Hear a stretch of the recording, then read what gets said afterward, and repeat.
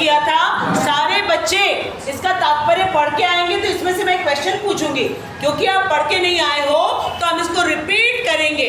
अब से ऐसे आगे नहीं बढ़ते जाएंगे, हम जो यहाँ पे पढ़ेंगे इसको आपको तात्पर्य घर पे पढ़ के आना है। हम यहाँ पे क्वेश्चन पूछेंगे तब हम आगे निकलेंगे, ठीक है। चलो स्टार्ट। तात्पर्य।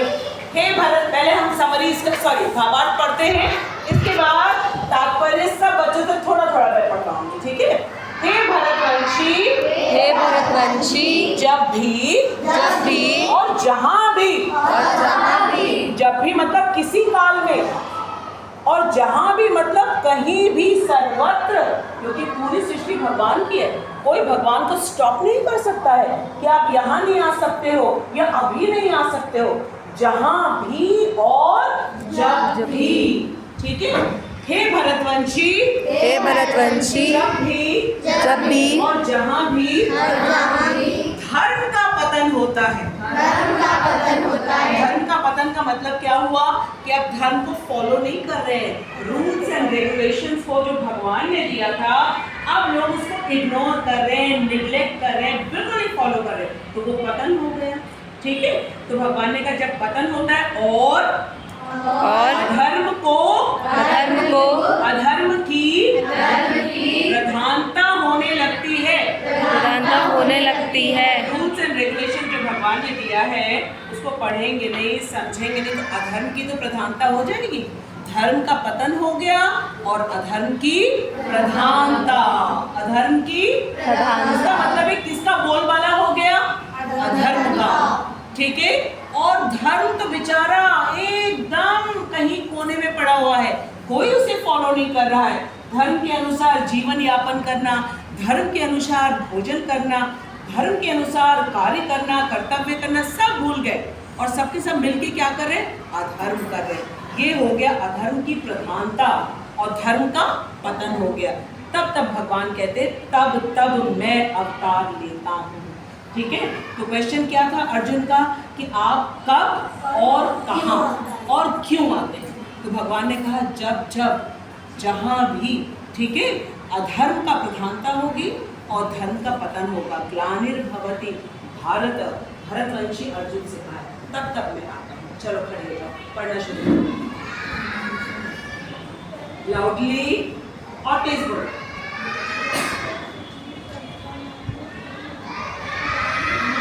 आवाज नहीं आ रही, किसकी आवाज तेज है? आवाज, चलो ठीक है, खड़े हो जाओ। अच्छा, नेक्स्ट टाइम से सबको तात्पर्य पढ़ के आना है, क्योंकि क्वेश्चन में किसी से भी पूछूंगी। तात्पर्य स्टार्टिंग से ना? तात्पर्य स्टार्टिंग से पढ़ो। यहाँ पर सृजामी शब्द महत्वपूर्ण है। सृजामी सृष्टि के अर्थ में नहीं प्रयुक्त हो सकता, क्योंकि पिछले श्लोक के अनुसार भगवान के स्वरूप या शरीर की सृष्टि नहीं होती। क्यों नहीं होती? क्योंकि भगवान नित्य है। भगवान के शरीर की सृष्टि नहीं होती है। जो नित्य है उसकी सृष्टि नहीं होती। जो अनित्य है, ये जगत अनित्य है, इसकी सृष्टि भगवान करते हैं, ठीक है। लेकिन भगवान की सृष्टि कोई नहीं करता है, क्योंकि भगवान नित्य है, अविनाशी है, अव्यय है, वो है भगवान। तो यहाँ पे जो सृजामी कहा गया है वो भगवान के लिए नहीं है, ठीक है। आगे पढ़ो बेटा। क्योंकि उनके सारे स्वरूप शाश्वत रूप से विद्यमान रहने वाले हैं। ये कौन है? शाश्वत का मतलब क्या होता है? नित्य। भगवान के सारे स्वरूप, चाहे वो मत्स्य हो, कूर्म हो, वराह हो, परशुराम हो, वामन हो, राम हो, कृष्ण हो, बुद्ध हो, कोई भी हो, ये सब के सब शाश्वत हैं। शाश्वत मीन्स परमानेंट। शाश्वत मीन्स जो चीज परमानेंट है उसके क्या सृजन होगा? नहीं, ठीक है। अब यहाँ पे क्या आगे बताया जा रहा है, पढ़ो बेटा। अतः सृजामी का अर्थ है कि भगवान स्वयं यथा रूप में प्रकट होते हैं। आगे समझ में? सृजामी की मीनिंग क्या है कि भगवान यथा रूप में प्रकट होते हैं, ठीक है। अपने शाश्वत रूप में, नित्य रूप में भगवान प्रकट होते हैं और अप्रकट होते हैं, ठीक है। भगवान का अंत कभी नहीं होता है, वो अजन्मा है, अज है, अजन्मा होते हुए भी आते हैं लीला करने के लिए, ताकि हमको धर्म का ज्ञान हो जाए। अधर्म की प्रधानता हुई, भगवान आ गए। फिर पढ़ो आगे टिया। यद्यपि भगवान कार्यक्रमानुसार अर्थात ब्रह्मा के एक दिन में 7वें, मनु के 28वें युग में द्वापर के अंत में प्रकट होते हैं, किंतु वे इस नियम का पालन करने के लिए बाध्य नहीं हैं, क्योंकि वे स्वेच्छा से कर्म करने के लिए स्वतंत्र हैं। अब देखो एक और गुण पता चला भगवान का, ठीक है। नियम तो है कि ब्रह्मा जी के 7वें मनु के 28वें युग में द्वापर के अंत में आते ये रूल बनाया गया है, लेकिन इसको फॉलो करने के लिए भगवान बाध्य नहीं है। एक और क्वालिटी पता चली, भगवान परम स्वतंत्र है, हम लोग स्वतंत्र नहीं हैं, ठीक है। स्कूल में जो रूल्स बनाए जाते हैं उसको हमें फॉलो करना पड़ता है, लेकिन भगवान किसी रूल्स के अंडर में नहीं आते, क्योंकि भगवान परम स्वतंत्र हैं। एक तो भगवान नित्य हैं, शाश्वत है, अविनाशी हैं और परम स्वतंत्र है भगवान, ठीक है। फिर आगे क्या बताया, अतः जब भी अधर्म की प्रधानता तथा धर्म का लोप होने लगता है तो वे स्वेच्छा से प्रकट होते हैं। देखो स्वेच्छा, स्वेच्छा का मतलब क्या होता है कौस्तुभ? अपनी इच्छा से, कोई फोर्स नहीं कर सकता है कि बहुत अधर्म हो रहा है चलिए कृष्णा, ना, कोई भी फोर्स कर सकता है भगवान को, स्वेच्छा से प्रकट होते हैं। ये इतना इंपॉर्टेंट श्लोक है, हम भगवत गीता पढ़ रहे हैं, भगवान प्रकट हुए क्यों आए, भगवान के क्या गुण हैं, ये एक एक चीज हमको मालूम होना चाहिए। अभी आपको आर्टिकल लिखने को आएगा ना, तो क्या आप लिखोगे जब आपको यही नहीं पता होगा कि कृष्ण कौन है, ठीक है, और कृष्ण कैसे प्रकट होते हैं, क्या उन्हें कोई फोर्स कर सकता है, क्या गुण है उनके, तो ये मालूम होना चाहिए, है ना कुशाग्र, शाबाश। आगे क्या है, धर्म के नियम वेदों में दिए हुए हैं और यदि इन नियमों के पालन में कोई त्रुटि आती है तो मनुष्य अधार्मिक हो जाता है। अब बताया जा रहा है कि अधर्म कहाँ से स्टार्ट होता है, धर्म के नियम कहाँ दिए गए हैं, वेदों में। अच्छा, वेद का अर्थ क्या है, ज्ञान, वेद का अर्थ क्या है, ज्ञान। तो सारे नियम कहाँ पे दिए गए हैं, वेद में। और प्रकट किसने किया वेद को, बोलो अक्षर, किसने प्रकट किया वेदों को, कृष्ण ने। कैसे प्रकट किया, अपने श्वास से प्रकट किया, ठीक है। हम लोग अपने सांस से बुक कॉपी प्रकट कर सकते हैं, नहीं कर सकते, कुछ नहीं कर सकते हम लोग, केवल बदबू निकाल सकते हैं हम लोग। और कृष्ण लेटे लेटे वेद प्रकट कर देते, ये है कृष्ण की ग्रेटनेस, महानता है, ठीक है। अब उसमें जो सारे नियम दिए हुए हैं, लोग उसको फॉलो नहीं कर रहे, तो क्या बढ़ने लगा, क्या बढ़ने लगा, अधर्म बढ़ने लगा। अब भगवान को ये टॉलरेट नहीं होता, असहनीय है, क्योंकि अधर्म बढ़ा, इसका मतलब है जो साधु लोग हैं, भगवान के भक्त हैं, उनके ऊपर अत्याचार हो रहा है, यही तो अधर्म होता है, ठीक है। ये भगवान को बिल्कुल टॉलरेट नहीं है, क्योंकि साधु भगवान के भक्त ऐसे होते हैं जो केवल भगवान की प्रसन्नता के लिए सारे कार्य करते हैं और अपने मुख से कभी भी किसी के लिए अपशब्द नहीं निकालते, निंदा नहीं करते, कभी कंप्लेन नहीं करते कि मेरे ऊपर इतना अत्याचार क्यों हो रहा है। कभी देखा मीराबाई को कंप्लेन करते हुए, इतना अत्याचार हो रहा है, कभी देखा द्रौपदी को कंप्लेन करते हुए, कभी देखा पांडवों को कंप्लेन करते हुए, कभी देखा है कुंती महारानी को कंप्लेन करते हुए, नेवर। ये भगवान के शुद्ध भक्त हैं, ये कभी नहीं कंप्लेन करते। तो ऐसे भक्त जो कभी कंप्लेन नहीं करते हैं भगवान के लिए, किनके ऊपर जब अत्याचार होता है, क्यों हो रहा है, क्योंकि अधर्म बढ़ता चला जा रहा है, ठीक है, तब भगवान को सहन नहीं होता, भगवान बर्दाश्त नहीं कर पाते कि मेरे भक्तों को जो कभी किसी बात में किसी के लिए कुछ नहीं बोलते, केवल सहते रहते। इसीलिए कहते हैं जब हमारे ऊपर विपदा आती है, सहन कर लो, सहन करोगे तो कौन आएंगे, कृष्ण आएंगे। और अगर तुमने निपटा दिया, किसी ने अपशब्द बोला तो आपने 4 बोल दिया उसको, ठीक है, किसी ने आपका नुकसान कर दिया, आपने बढ़ के उसका नुकसान कर दिया, तो कृष्ण ऊपर बैठ के कहते हैं ठीक है, आपने हिसाब किताब कर लिया ना, फिर मुझे आने की क्या जरूरत है। लेकिन जब हम अपने आप से कुछ नहीं करते, इस विश्वास से कि कृष्ण यहाँ बैठे हुए परमात्मा रूप में, और कृष्ण सर्वत्र है, कहाँ नहीं है, कोई ऐसी चीज नहीं है जो वो नहीं जानते। और आज जो मेरे साथ प्रॉब्लम्स हो रही है, तकलीफ हो रही है, क्यों हो रही है, क्योंकि मेरे पास्ट लाइफ के ये कुछ ऐसे कर्म हैं जिसको भगवान चाहते हैं कि ये समाप्त हो जाए, इसलिए हमारे साथ कुछ ऐसा हो रहा है, सहन कर लो उसको। जब ऐसा करते हैं तब भगवान स्वयं आते हैं, ठीक ठीक है। सुयश इसके आगे पढ़ना शुरू करो, श्रीमद् भागवत से खूब तेज बोलो। श्रीमद् भागवत में बताया गया है कि ऐसे नियम भगवान के नियम हैं। अब सुन लो, जो हमने कुछ बताया ये किसके नियम है? हाँ। तो जो सभ्य व्यक्ति होता है, साधु होता है, भक्त होता है, भगवान पे पूर्ण विश्वास है, पूर्ण आस्था है, वो भगवान के बनाए नियमों का पालन करता है, जो कि किसने बनाया? भगवान ने बनाया। आगे पढ़ो। केवल भगवान ही किसी धर्म की व्यवस्था कर सकते हैं। स्टॉप। कौन कर सकता है धर्म की व्यवस्था? भगवान। उसके आगे क्या लिखा है? वेद भी मूलतः उसके आगे क्या लिखा है? केवल, केवल लिखा है। इसका मतलब है भगवान के और कोई अवतार नहीं, ठीक है? भगवान पूर्ण अवतारी हैं, इसीलिए हमने कहा ये बहुत इंपॉर्टेंट श्लोक है। कौन धर्म की व्यवस्था कर सकता है? केवल भगवान। भगवान कौन है? कृष्ण, तभी तो वो आए हैं, वरना मत्स्य को भेज देते भगवत गीता दे करके, कूर्म को भेज देते, वामन अवतार आ जाते। सब में अंदर सारे पावर्स हैं, लेकिन पूर्ण पुरुषोत्तम भगवान तो एकमात्र कृष्ण ही है। इसीलिए कृष्ण ही आते हैं धर्म की स्थापना। आई बात समझ में? तो धर्म की स्थापना कौन कर सकता है? बोलो विंध्या। केवल भगवान। भगवान का नाम क्या है? कृष्ण। लाउडली, कृष्ण। कृष्ण षड ऐश्वर्यों से पूर्ण है।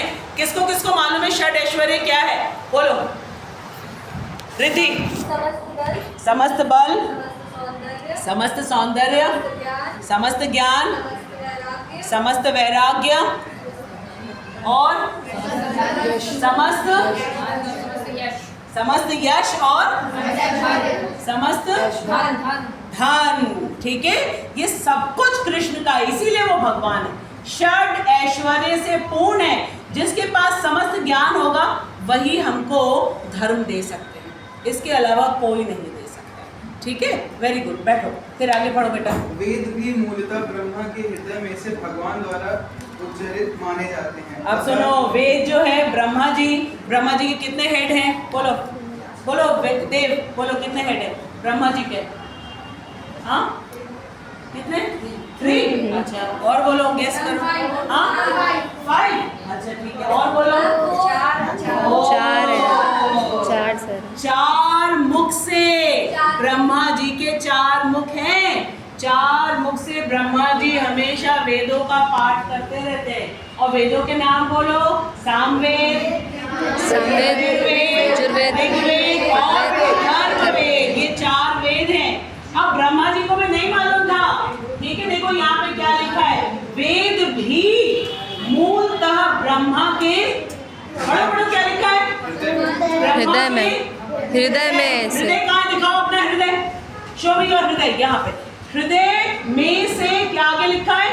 भगवान द्वारा उच्चारित माने जाते हैं। इसका मतलब अगर भगवान ने ब्रह्मा जी को हृदय से ज्ञान न दिया होता तो ब्रह्मा जी भी वेद का उच्चारण नहीं कर सकते। ठीक है, तो जब ब्रह्मा जी नहीं कर सकते तो हम लोग कर सकते हैं क्या? नहीं। इसका मतलब है कि पूर्ण भगवान है श्री कृष्ण, वही हम सबको सब कुछ देते हैं। ब्रह्मा जी तक को उन्होंने हृदय में बैठ करके वेदों का ज्ञान दिया, तब वो उच्चारण कर रहे, तब वो बोल रहे। और अभी भी भगवान यहाँ पे परमात्मा रूप में बैठे, तभी हम देख पा रहे, समझ पा रहे, सुन पा रहे, अदरवाइज हम भी कुछ ना कर पाते। ये नहीं समझना कि अभी यहाँ नहीं बैठे हैं, यहाँ पे बैठ करके हर चीज हम लोग को करवा रहे हैं। हम जो सुन पा रहे हैं भगवान की उपस्थिति की वजह से, हम जो देख पा रहे हैं, समझ पा रहे हैं, हर एक चीज भगवान की प्रेजेंस, उपस्थिति की वजह से। ठीक है, आगे पढ़ो बेटा। अतः धर्म के नियम भगवान के प्रत्यक्ष आदेश हैं। अब समझ लिया है ना कि धर्म के नियम भगवान के प्रत्यक्ष आदेश है। भगवत गीता क्या है? आदेश है भगवान का। ये प्रत्यक्ष, ये मत समझना कि भगवान तो कहीं और है, नहीं, भगवत गीता के रूप में सामने प्रत्यक्ष प्रकट है। धर्मम तो साक्षात भगवत प्रणीतम। क्या अर्थ लिखा है भगवत गीता में? आद्योपान, इन्हीं नियमों का संकेत। हाँ, पूरी भगवत गीता में भगवान के बताए गए नियमों का। ठीक है, भगवान ने भगवत गीता क्यों दी? क्योंकि भगवान को मालूम है कलयुग के जीव के पास ना आयु होगी, ना बुद्धि होगी और ना ही कंसंट्रेशन होगा। ठीक है, यहाँ पर तो सारे बच्चे बहुत अच्छे हैं, सचमुच बहुत अच्छे हैं कि 1-1.5 घंटे तक बैठ के भगवत गीता सुनते हैं।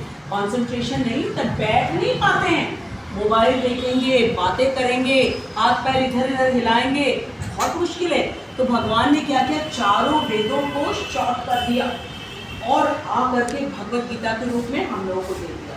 यही सारे आदेश है भगवान के। ठीक है कुशाग्र, आगे पढ़ बेटा।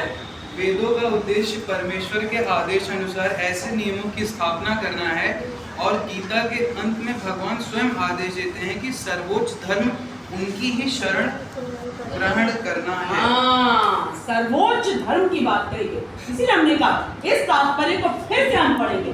सर्वोच्च धर्म का क्या मतलब है? टॉप मोस्ट धर्म क्या है? भगवान की शरण ग्रहण करना। भगवान की शरण ग्रहण करने का मतलब है भगवान को पूरी तरीके से हम समर्पित करें अपने आप को। हमारे पास क्या है? ये शरीर है, भगवान की सेवा में लगाओ। हमारे पास मन है, किसकी सेवा में लगाओ? मन से आओ भगवत गीता क्लास में, ये हो गई भगवान की शरण ग्रहण करना। ठीक है, बुद्धि को भगवान की शरण में लगाने का मतलब क्या होता है? बोलो अंश। बुद्धि से भगवान की बात को समझने का प्रयास करना। प्रयास मतलब एफर्ट, प्रयास मतलब ठीक है, जब हम एफर्ट करते हैं तब भगवान यहाँ पे परमात्मा रूप में बैठे, तो हमारे एफर्ट से देखिए खुश हो जाते हैं और फिर हमको वो एक्सप्लेन करने लगते हैं। यही से बैठते हैं, ज्यादा दूर थोड़ी ना है। हमारे सबसे क्लोज कौन है? कृष्ण। ठीक है, कृष्ण के अलावा हमारे साथ नित्य साथी कोई नहीं। वही मदर है, वही फादर है, वही फ्रेंड है, वही टीचर है। ये समझना चाहिए, यही समझने के लिए आए हैं। हम लोग बहुत भाग्यशाली हैं कि हमको भगवत गीता सुनने को मिल रही है। भगवत गीता सुनने को नहीं मिलती है और इसको सुन करके हृदय से भगवान हमें प्रेरणा देते हैं और फिर भगवान के अनुसार हम कार्य करने लगते हैं तो अधर्म खत्म हो जाता है, धर्म के कार्य करने लगते हैं, भगवान प्रसन्न हो जाते हैं और फिर हमको सबसे बड़ा गिफ्ट देते हैं। और सबसे बड़ा गिफ्ट क्या है? जन्म, मृत्यु, जरा, व्याधि का जो ये निरंतर चक्र है, इससे बाहर निकाल देते हैं। इससे बाहर निकाल देते हैं कि 84 लाख में बार बार जन्म मिल रहा है, बार बार मृत्यु हो रही है, बार बार बुढ़ापा आ रहा है, बार बार बीमारी। ये कोई अच्छी चीज़ है? प्रभुपाद जी कहते हैं ये मेन प्रॉब्लम है। तो मेन प्रॉब्लम हमारी लाइफ की क्या है? 4 है। बोलो, रिपीट करो। सबसे पहला हाँ, जन्म। इंग्लिश में क्या कहते हैं? बर्थ। जो BODY है उसका बर्थ, B। ठीक है, उसके बाद O आ गया, वो क्या है? ओल्ड एज, बुढ़ापा। बुढ़ापा बड़ा अच्छा से होता है, उठ नहीं पाते, बैठ नहीं पाते हैं, आंखें कमजोर हो जाती हैं, दांत गिरने लगते हैं, कानों से सुनाई नहीं देता है। ठीक है, कैसे? घर में जो बड़े लोग होते हैं अगर वो 2-4 बार पूछ ले तो कहते हैं क्या है, कितने बार भाई एक ही चीज, क्यों भूल जाते हैं? वो जो मेमोरी है वो धीरे धीरे धीरे धीरे खत्म होने लगती है, डिक्लाइन होने लगता है, समाप्त होने लगता है। अपने आप से कोई नहीं कर रहा है, होने लगता है। तो बुढ़ापा बिल्कुल अच्छी चीज नहीं है। उसके बाद D आता है, ठीक है, डिजीज। डिजीज मतलब बीमारी। बीमार होना अच्छी बात है, ये शरीर तो बीमार होता ही है। हम कितना भी फ्रेश फूड खाए, हेल्दी फूड खाए, जिम में जाए, तो क्या ये बॉडी हमारा बीमार नहीं होगा? ओल्ड एज नहीं आएगी? और उसके बाद वाई से क्या होता है? यमराज। Yamraj means death. अच्छा लगता है बार बार डेथ हो। किसी की डेथ होती है, हम लोग ऐसे डेथ ऐसे डर जाते, और ये नहीं मालूम है कि हमारी भी होगी और लगातार होती चली जा रही है। ये प्रॉब्लम है। इसको हम जब तक नहीं समझेंगे, भगवान जो आए हैं बताने के लिए, धर्म बताने, तब तक इन प्रॉब्लम से नहीं निकल पाएंगे। तो 4 मेन प्रॉब्लम्स क्या है? बोलो बेटा, बोलो क्या क्या है? B से बर्थ, O से ओल्ड एज, D से डिजीज, Y से और हिंदी में क्या कहते हैं? जन्म। ठीक है, जरा। जरा मतलब बुढ़ापा। ठीक है, व्याधि, बीमारी, और मृत्यु मतलब मृत्यु। ठीक है, सुयश तुम बैठो, इसकी लाउड वॉइस है। कौस्तुभ पढ़ो, इसके बाद गुड़िया तुम पढ़ोगे, बिल्कुल अलर्ट रहना। हम लोगों ने पढ़ा कि भगवान की चरण ग्रहण करना ही क्या है, सर्वोत्तम धर्म है। ठीक है, नेक्स्ट क्लास में मैं क्वेश्चन पूछूंगी। फाइन, आगे बढ़ो। वैदिक नियम लाउडली। वेदों का उद्देश्य परमेश्वर के अनुसार ऐसा नियमों की स्थापना करना है, और गीता के अंत में भगवान स्वयं आदेश देते हैं कि सर्वोच्च धर्म उनकी शरण ग्रहण करना है। कौस्तुभ तुमने ध्यान नहीं दिया, ये पढ़ लिया था, इसलिए हमने कहा सबकी आंखें होनी चाहिए बुक में। बिल्कुल आगे बढ़ो। वैदिक नियम जीव को पूर्ण शरणागति के ओर अग्रसर करने वाले हैं, और जब भी असुरों द्वारा इन नियमों में व्यवधान आता है, तभी भगवान प्रकट होते हैं। अब बताओ, यहाँ पे बताया गया कब भगवान प्रकट होते हैं। ठीक है, वैदिक नियम जीव को पूर्ण शरणागति, ये पूर्ण शरणागति क्या होती है? आधी शरणागति, पूर्ण शरणागति क्या होती है? बोलो। पूर्ण शरणागति का मतलब क्या होता है? पूरी तरीके से। कैसे पूरी तरीके से? मन और बुद्धि नहीं चलाएंगे, इसको कहते हैं पूर्ण शरणागति। पूर्ण शरणागति किसको कहते हैं? मन बुद्धि नहीं चलाएंगे।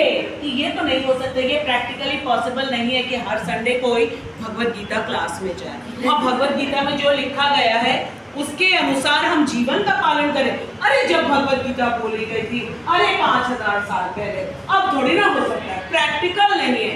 ये हो गई अपने बुद्धि चलाने, और हमने भगवान की बात नहीं मानी। ठीक है, अब सुनो भगवत गीता की क्या कहें, प्रशंसा में क्या कहें कि यही एकमात्र बुक है जो 5000 ईयर से चेंज नहीं हुई है, और इसको कहते हैं इसके अकॉर्डिंग हमारी लाइफ नहीं चल सकती। बाकी जितनी बुक्स आती हैं वो 2 साल बाद, 3 साल बाद चेंज हो जाती है, ये चेंज नहीं होती है, और इसकी हम शरणागति नहीं ले रहे हैं। ये चेंज क्यों नहीं होती है? क्योंकि भगवान भी नित्य हैं, शाश्वत हैं, भगवान के वचन भी नित्य हैं, शाश्वत हैं, इसलिए चेंज नहीं होती है। इसको पूरे हृदय से, मन से, बुद्धि से मानने को कहते हैं पूर्ण शरणागति। पूर्ण शरणागति का मतलब क्या है? मन, कर्म और वचन से। मन और बुद्धि अब हम नहीं चलाएंगे, जो थोड़ी सी बुद्धि भगवान ने दी है उसको हम नहीं चलाएंगे कि इतना नहीं हो सकता है, हम इतना करेंगे। हाँ बेटा, हम विषम टिप्पणी नहीं कर रहे, बिल्कुल नहीं कर रही है। किसके ऊपर कर रहे हैं? भगवान से मिस्टेक हो सकती है, हम भगवान को करेक्ट कर रहे हैं। ठीक है, तो पूर्ण शरणागति है कि भगवान की बात को यथारूप में मानना और फिर उसका आचरण करना। ये नहीं कि सिर्फ सिर हिलाया और इसका पालन नहीं किया, तब भी पूर्ण शरणागति नहीं होगी, फिर हम अधर्मी कहलाएंगे। हमको तो लगता है कि हम बहुत धर्मात्मा हैं, हम सारे धर्म पे कार्य करते हैं, लेकिन अगर भगवान का कहा नहीं मान रहे हैं तो ही तो हम अधर्मी हो गए। और अधर्मियों का हम लोग चिल्ला चिल्ला के बोलते हैं, अधर्मियों का नाश हो, हमारा विनाश होगा। फिर आएंगे भगवान को तोड़ने के लिए। भगवत गीता नहीं पढ़ेंगे, भगवत गीता के ऊपर अपनी लाइफ को बेस नहीं करेंगे, आएंगे भगवान तोड़ने के लिए। भगवान तो बता रहे हैं जब जब अधर्म की प्रधानता होती है फिर हम उसमें आ जाएंगे। और हमेशा जानना कि मैक्सिमम लोग अधर्म करते हैं। कोई एक एग्जाम्पल बताओ, मैक्सिमम लोग अधर्म करते हैं, थोड़े से लोग धर्म के कार्य में रहते हैं। बोलो एग्जाम्पल बताओ। हिंट दे रही हूँ मैं, हिंट दे रही हूँ, यही से देख के बताओ। हाँ, कौरव और पांडव। कौरव कितने थे? 100, और उनके साथ पूरे जगत के सारे राजा खड़े थे। और पांडव कितने? गिन के 5। ठीक है, इनके साथ कोई नहीं खड़े थे। कौन खड़े हुए थे? बस सफिशिएंट, जिता दिया। क्योंकि पांडव हमेशा धर्म पे रहे, उनके साथ कितना भी छल हुआ, ठीक है, कितना भी उनके साथ दुर्व्यवहार हुआ, लेकिन अधर्म का रास्ता नहीं पकड़ा। कर्ण ने तुरंत अधर्म का रास्ता पकड़ लिया। किसका हाथ थाम लिया उसने? दुर्योधन का। क्यों? थोड़ा सा उसको, है ना, अनित्य जगत का एक टुकड़ा मिल गया उसको, भूमि का। क्या नाम था? अंग। कृष्ण कह रहे हैं केवल अंग, मैं तुमको पूरे जगत का राजा बनाऊंगा, पांडव जीत जाएंगे। अब देखो कृष्ण का कॉन्फिडेंस, क्या कृष्ण को हमारे ऊपर ये कॉन्फिडेंस है? भगवान ने कहा कर्ण से ये युद्ध जीत जाएंगे महाभारत, और पांडव एक बात नहीं कहेंगे, तुम इधर आ जाओ कर्ण, तुम कौनते हो, तुम सबसे बड़े भाई हो इनके, और ये तुम्हारा चरण स्पर्श करेंगे और तुम्हारा राज्याभिषेक करेंगे। कभी नहीं हमसे बोलेंगे कि ये तो उधर था। ये कॉन्फिडेंस है भगवान को, क्योंकि पूर्ण शरणागत है। भगवान ने कह दिया कि युधिष्ठिर कर्ण राजा बनेगा, तो कभी युधिष्ठिर पूछेंगे नहीं कि क्यों, किसको क्या, और क्या, कुंती माता के प्रथम पुत्र हैं। तो भगवान ने कितना समझाया, वही तो हमको भी समझा रहे। लेकिन हम जब भगवत गीता नहीं पढ़ते और पढ़ने के बाद भी तात्पर्य नहीं पढ़ते, तात्पर्य बिना पढ़े हमको क्या समझ में आएगा? तो हम भी तो अधर्म ही कर रहे हैं। ठीक है, बेशक हम चाहते नहीं हैं लेकिन कर रहे हैं। तीसरे अध्याय में अर्जुन ने बोला था ना कि जीवात्मा आपका अंश है भगवान, और फिर भी न चाहते हुए क्यों गलत कार्य करता है? तो भगवान ने उत्तर दिया था क्या, कि जो इच्छाएं हैं हमारी रजोगुण से उत्पन्न होती है, बस अपनी इंद्रिय तृप्ति, अपने मन के अनुसार कार्य करेंगे, अपनी बुद्धि के अनुसार। इसका मतलब शरणागत था नहीं। आई बात समझ में? Very good. तो पूर्ण शरणागति का मतलब क्या होता है? मन बुद्धि। वेरी गुड अक्षर। मन और बुद्धि को भगवान को समर्पित। क्या कहेंगे? यस, जो आप कह रहे हैं मैं वही का। नुकसान होगा हमारा? नहीं। उदाहरण दो कि जिसने भगवान की बात मानी उसका नुकसान नहीं हुआ। उदाहरण दो। अर्जुन, पूरे पांडव, कभी नुकसान नहीं हुआ। ठीक है, वृंदावन वासी, सुदामा, एक से बढ़कर एक उदाहरण है, कभी भी नुकसान नहीं हुआ। तो हमारा भी नहीं हो। ये कॉन्फिडेंस रखना चाहिए। आगे बढ़ो दोस्तों।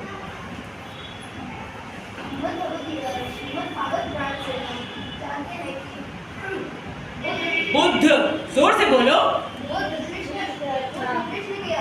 हाँ, क्या हमने जाना कि भगवान बुद्ध जो हैं वो किसके अवतार हैं? कृष्ण के अवतार हैं। आगे, जिनका प्रादुर्भाव उस समय हुआ। प्रादुर्भाव का मतलब प्राकट्य। ठीक है, भगवान प्रकट होते और अप्रकट होते। भगवान का जन्म और मृत्यु नहीं होता है, हमारा होता है। ठीक है, हमारे इस भौतिक शरीर का होता है, हमारी आत्मा का भी नहीं होता है, क्योंकि आत्मा भगवान का शाश्वत अंश है। आगे बढ़ो। जब बोलबाला था और भौतिकवादी लोग वेदों को प्रमाण बनाकर आड़ ले रहे थे। वेदों को प्रमाण बनाकर, कि वेदों में बताया गया है गोमेध यज्ञ। ठीक है, इसलिए वो भी पशु की हत्या कर रहे थे। तो उस समय भगवान बुद्ध का अवतरण हुआ और उन्होंने कहा मैं वेदों को मानता ही नहीं। जबकि भगवान बुद्ध स्वयं कौन है? कृष्ण। कृष्ण ने ही वेद दिए और वो कहते मैं वेदों को नहीं मानता। क्यों? क्योंकि उस समय ब्राह्मण वेदों की आड़ लेकर के पशु वध कर रहे हैं। तो भगवान ने सबसे पहले, भगवान बुद्ध ने कहा वेदों को हटाओ, मैं नहीं मानता, क्योंकि पशुओं को हत्या करने से सबसे पहले रोकना। वेदों की आड़ लिखी है, वेदों में लिखा हुआ है। और वेदों में क्यों लिखा हुआ है? हमने आपको पिछले बार भी बताया था, हमेशा बताते, बताओ क्यों लिखा हुआ है गोमेध यज्ञ? किस लिए? बोलो, किस लिए है? यज्ञ कौन करते हैं? ब्राह्मण करते हैं। ठीक है, तो अब ऐसा यज्ञ क्यों है जो कि गाय को काट करके जो है यज्ञ की आहुति में डाला जाता है? जो बूढ़ी गाय होती है, जो बूढ़ी गाय होती है, शाबाश। ठीक है, उसको काट करके और वेदों के मंत्रों का उच्चारण करके जब हवन के कुंड में आहुति डाली जाती है, वहां से देवता तुल्य पुरुष निकल आते हैं। तो गाय माता जो बूढ़ी हो गई, उनकी मृत्यु होगी, और आत्मा की मृत्यु कभी नहीं होती है। ये केवल ब्राह्मणों का परीक्षा है, एग्जाम है। कैसे टेस्ट करेंगे कि मंत्रों में ये उच्चारण है कि किसी की मृत्यु हुई और उसको जीवन प्रदान किया जाता है। यहाँ तक कि सांप का जो जहर होता है मंत्रों के उच्चारण से उतारा जाता है। कैसे टेस्ट करेंगे? कुछ तो प्रैक्टिकल होगा इसलिए, ठीक है। लेकिन इसका गलत उपयोग करने लगे, इसलिए भगवान बुद्ध ने आकर के कहा वेदों को मैं नहीं मानता। क्लियर हुआ? और तो बैठो दक्षिणा। यद्यपि वेदों में विशिष्ट कार्यों के लिए पशु बलि के विषय में कुछ सीमित विधान थे, किंतु आसुरी वृत्ति वाले लोग वैदिक नियमों का संदर्भ दिए बिना पशु बलि को अपनाए हुए थे। समझ में आ गया? बताया गया है पशु बलि, लेकिन उसके पीछे कुछ बहुत इंपॉर्टेंट कार्य है। ब्राह्मणों के मंत्रों का पावर क्या है उसको चेक करना, ठीक है। लेकिन पशु बलि को आड़ बना करके, वेदों के नियम को आड़ बना करके पशु बलि दे देते। आगे भगवान बुद्ध इस अनाचार का मतलब क्या होता है? अत्याचार, ठीक है। अत्याचार किसके ऊपर? बेचारे पशुओं के ऊपर। वो कुछ बोल भी नहीं सकते। आपने देखा है पशुओं के गले में रस्सी बांध करके कोने में उसको बांध देते हैं, ठीक है। लेके जाएंगे कसाई घर में, उसको काट देंगे, कुछ नहीं कर सकते अपने आप को बचाने के